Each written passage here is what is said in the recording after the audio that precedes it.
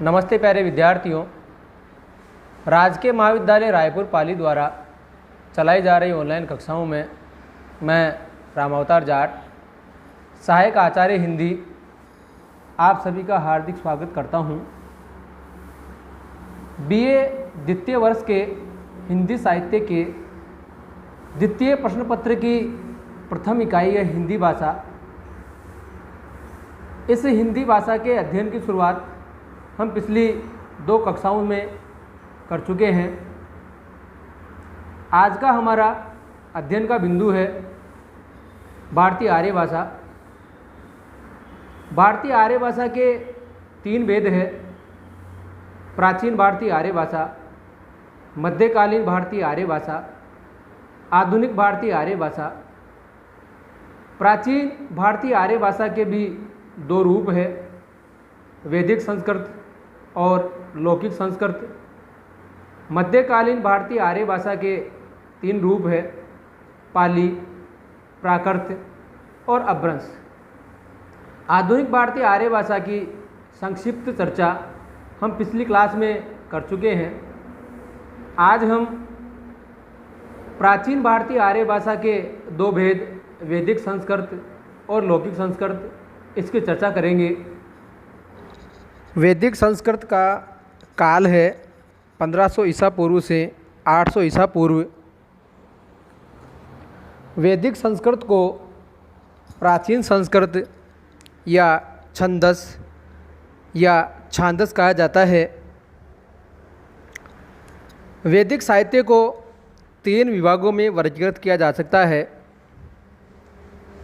संहिता, ब्राह्मण और तीसरा है उपनिषद। यह भाषा, वैदिक संस्कृत की बात करें प्यारे विद्यार्थियों, यह भाषा संगीतात्मक, संश्लिष्ट, योगात्मक और बलात्मक थी। ये प्रश्न परीक्षा में पूछा जाता है। इस भाषा में 3 लिंग, पुल्लिंग, स्त्रीलिंग व नपुंसकलिंग, 3 वचन, 1 वचन, द्विवचन एवं बहुवचन थे। प्यारे विद्यार्थियों, इसको नोट कर लेना। इस भाषा में 3 लिंग और 3 वचन थे। इस भाषा में समास 4 ही थे, इसको भी नोट करना विद्यार्थियों। इस भाषा में 4 ही समास थे: तत्पुरुष, कर्मधारय, बहुव्रीहि एवं द्वंद्व। अगली विशेषता है इसकी, इस भाषा में शब्दों का स्थान और कर्म निश्चित नहीं था। वैदिक संस्कृत के स्वरों की संख्या की बात करें तो इसमें भी थोड़ा विद्वानों में मतभेद है। कुछ विद्वान स्वरों की संख्या 13 मानते हैं। Doctor Dhirendra Verma, doctor Uday Narayan Tiwari, doctor Kapil Dev Dwivedi के अनुसार वैदिक संस्कृत के स्वरों की संख्या 13 थी। भोलानाथ तिवारी के अनुसार वैदिक संस्कृत के स्वरों की संख्या 14 थी। तो प्यारे विद्यार्थी, इसको नोट करना आपको। वैदिक संस्कृत के व्यंजनों की संख्या 39 थी, यानी 13 स्वर और 39 व्यंजन। तो कुल इसके वर्ण हो गए, कुल इसकी ध्वनियाँ हो गई 52।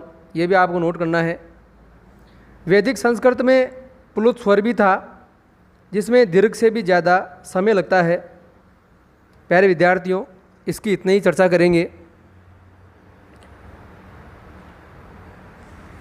प्राचीन आर्य भाषा का दूसरा भेद है लौकिक संस्कृत। वैदिक संस्कृत का ही अगला रूप है लौकिक संस्कृत। इसमें थोड़ा अंतर भी आता है प्यारे विद्यार्थियों। भाषा है, समय के अनुसार बदलती है।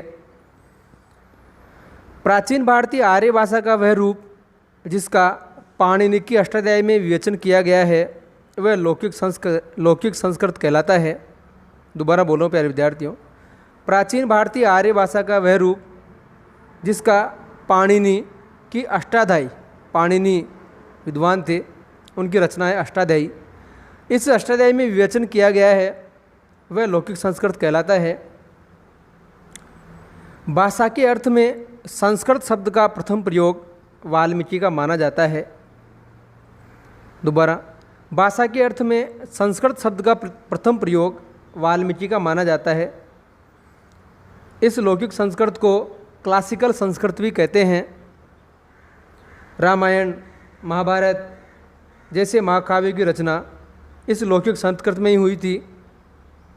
कालिदास, बाणभट्ट, भवभूति, महाग आदि साहित्यकारों ने इस भाषा में रचना की थी।